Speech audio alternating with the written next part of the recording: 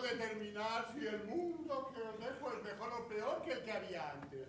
En todo caso, declaro que en los próximos 3 días, los que eran pobres disfruten de la vida y los que eran ricos vivan miserablemente.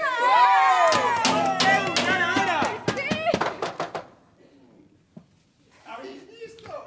He aparecido de repente y lo he arreglado todo en un periquete. ¡Soy un deus ex machina! ¡Una máquina de Dios! ¡Chúpate esa! ¡Me voy de vacaciones! Una última cosa. Siguiendo las enseñanzas del único político sensato que ha dado la ciudad de Atenas, a saber, el cómico Aristóteles.